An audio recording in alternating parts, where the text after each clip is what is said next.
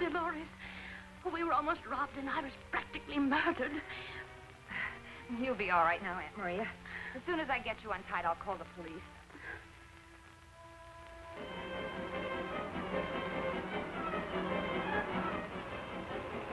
Calling car 17. Calling car 17. Go to 2100 Artuga Road. A robbery.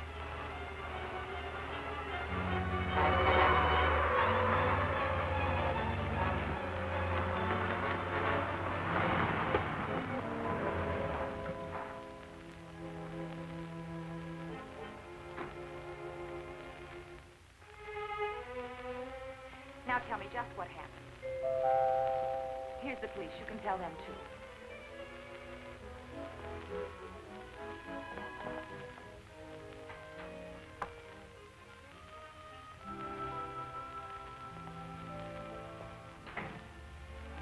So what's the trouble here? There's been a robbery. You got here very quickly, officer. Oh, yeah, I happened to be in the neighborhood when the police call was broadcast.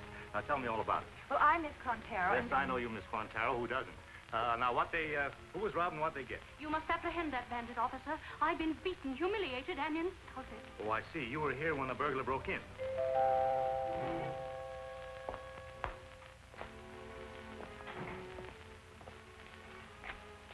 What are you doing here, Roberts? My job, Inspector, getting a story. Well, isn't this gentleman a police officer? He's neither a policeman nor a gentleman. He's a nosy reporter from the Bulletin. He picks up police broadcasts and tries to beat us to the scene of the crime. And usually does. Not only to the scene, but to the solution of the crime. All right, Miss Quantero. What happened? Well, my Aunt, Miss Martinez, was here alone when an armed man came through the French window. Yes, he was a very brutal-looking creature with a large gun and a most revolting manner. Just a moment, lady. I'll get around to you. He threatened her, then tied her up and started searching the room. I don't know what he was looking for. There's nothing of any great value here. Fortunately, I arrived in time to disarm him and chase him out. You what? I took away his gun, and he ran out. Oh, be your age, Grogan. Miss Quantero's very good at jiu-jitsu. You'd know that if you read the bulletin. What did this man look like? Well, he was about 6'1", weighed about 195 pounds, about 40 years old, wearing a light tweed suit, dark hat, dark tie, light shirt.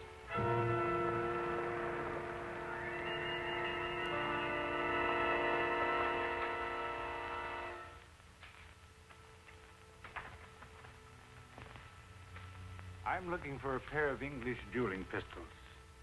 Sorry, sir, but we don't have any. Perhaps Mr. Manning could tell you where to find some. He's in his office.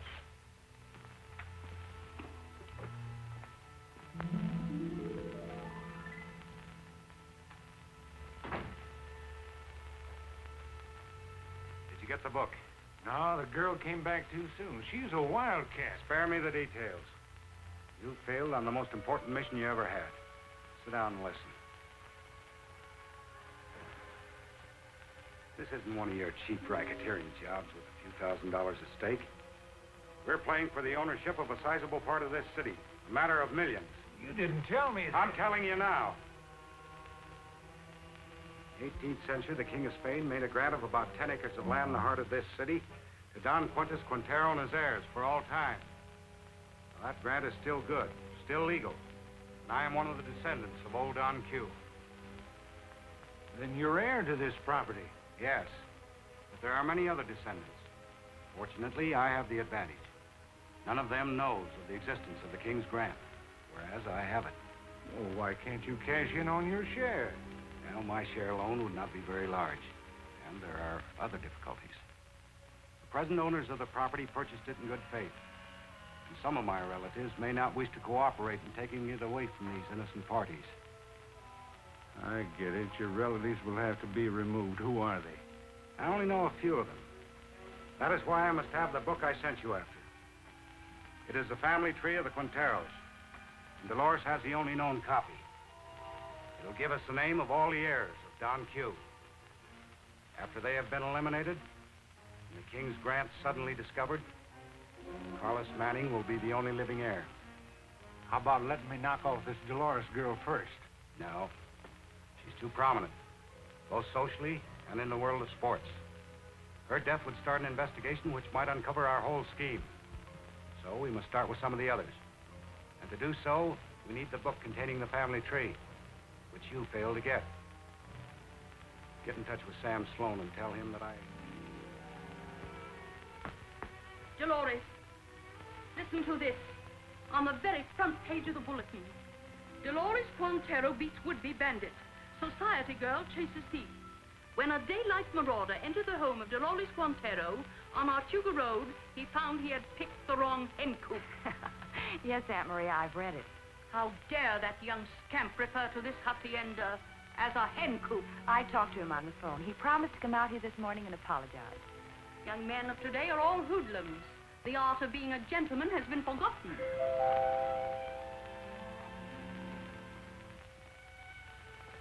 Hen coop. To think that I should ever live to hear the descendants of Don Quantero referred to as poultry.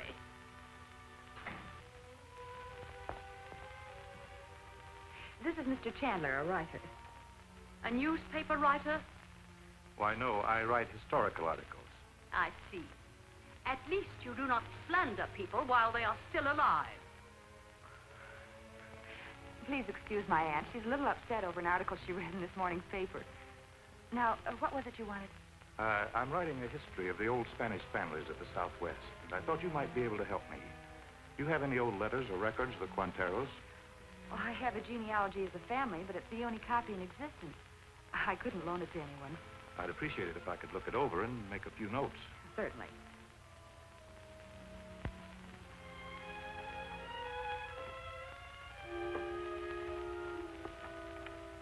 Won't you sit down?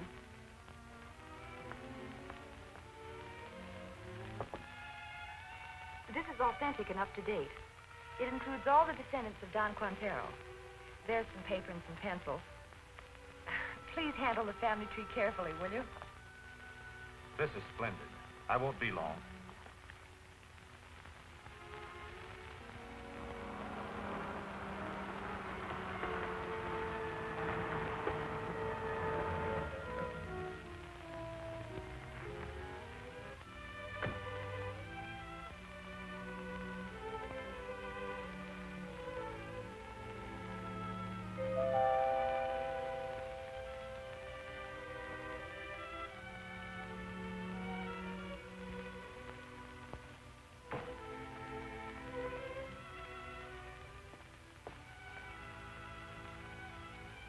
Mr. Roberts, this is Mr. Edward Chandler. Mr. Chandler is writing a history of our Spanish families and using my genealogy as a reference. I hope he'll treat the Quanteros with more respect than you do.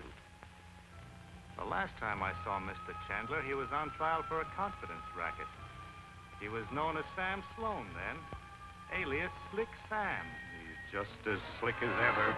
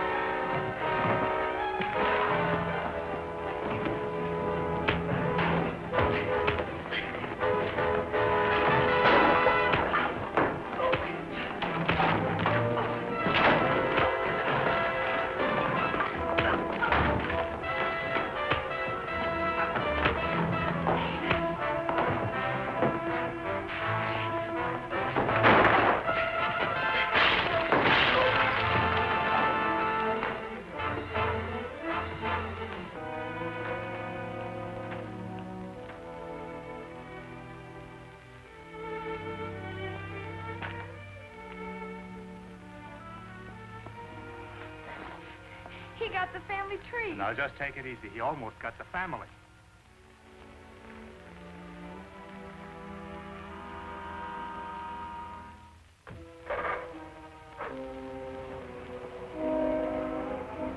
That genealogy is simply a family record.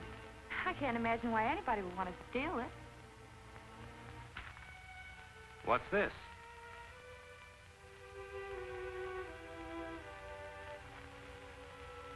That man was evidently copying these names from the family tree. Someone is taking an unusual interest in the descendants of old Don Q.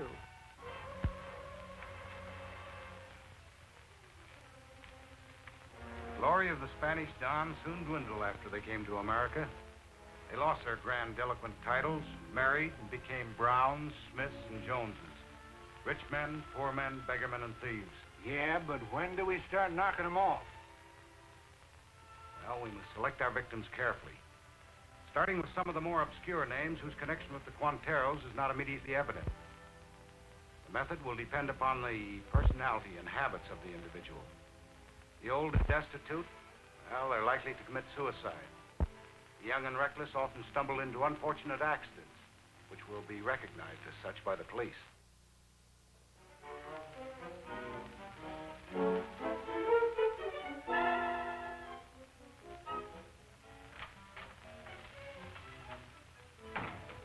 Thanks for fixing it for me to get this gun from me.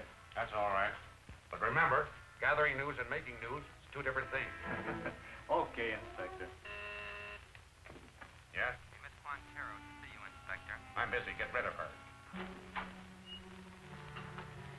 All right, let her come in. Hello, Dolores. Thanks for seeing me. What can I do for you? I want to read you something out of this morning's paper. The body of Celia Radcliffe, an aged news vendor, was found floating in the harbor last night. There was a suicide note in his pocket. Yes, I know about that. I'm sorry for the old gentleman, but... Wait. This one happened last week. James Morton, well known in nightclub circles, was run down and killed by a hit-and-run driver at the intersection of 3rd and Clymer Streets. we're searching for the driver. What do you want me to do? I want you to find the murderer of both these men. Their names were on the list that Sam Sloan was copying from the Quantero family tree. Isn't it perfectly plain that they were murdered? Not to me. Both these cases were handled by the coroner's office and closed. I can't reopen them on a hunch. What do you think? Well, I'm afraid he's right. Unless you can produce more evidence. I will. And without help of either of you.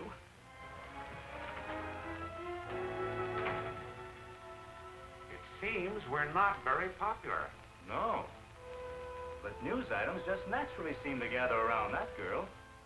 I'll see you later.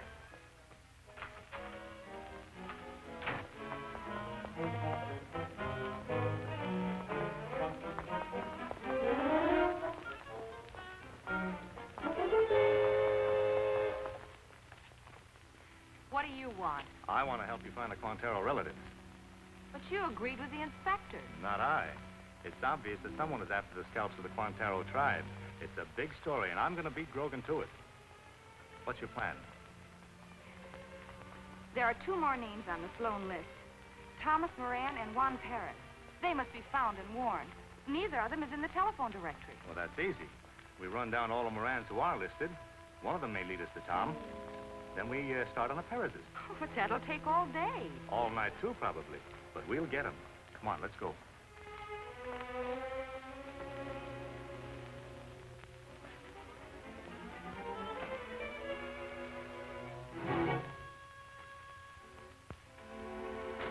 Bullseye this time.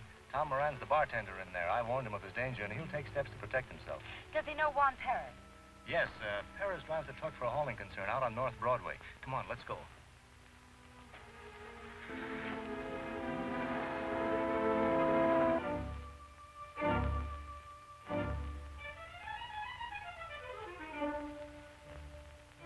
You want Perez? Yeah? I got a load of furniture in Glenwood that has to be moved tonight. Sorry, but I've got a job that'll take me until midnight. But this is important. I'll pay you double. I'd like to make it, mister, but not tonight.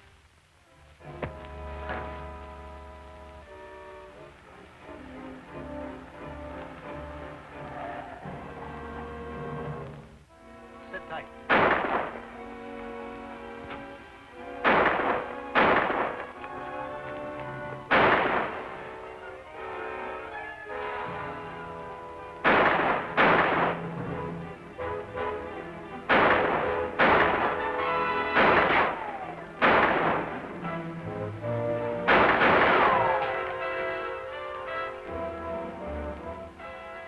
Get the truck started. I'll keep him pinned down.